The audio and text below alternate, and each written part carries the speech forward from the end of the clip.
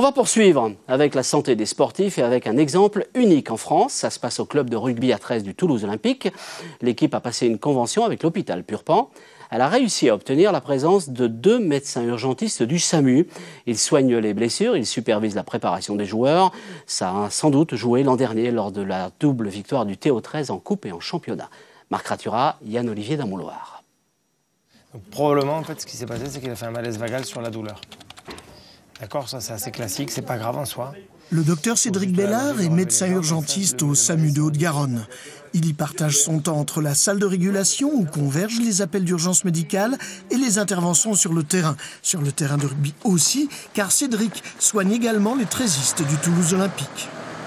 Ça a commencé d'abord par une prise en charge des joueurs, on va dire pour le quotidien, pour des pépins de tous les jours. Et puis la passion pour le sport, la passion pour le club et notre envie d'y participer de plus en plus fait qu'on est devenu médecin du sport en passant le diplôme adéquat. Et puis l'expérience, avec le fur et à mesure des années et des saisons, fait que désormais on a la double casquette au sein du club. J'ai pas eu mal sur le coup, j'ai pu continuer le match et puis c'est vraiment dans la nuit que ça m'a fait mal. Il a gonflé un peu le genou ou... Avec lui, depuis 2008, le docteur Cédric Chadourne, autre médecin urgentiste du SAMU 31. Tous les lundis soirs, il ausculte les blessés du match du week-end. Le dimanche ou le samedi, quand à la fin du match, on s'envoie un petit message pour dire voilà, il y a tel et tel blessé. Et peut-être d'autres qui découvriront comme lui, parce qu'il n'avait pas eu mal après le match, il a eu mal dans la nuit, donc de samedi à dimanche. Voilà. Donc on a un premier prémisse après le match, et le lundi, on a vraiment la suite, quoi. Les deux Cédric sont les pivots du staff médical du TO13. Ils comportent aussi un kiné, un podologue et un ostéopathe. La préparation physique est très variée. Au menu, par exemple, faire trempette dans de l'eau glacée.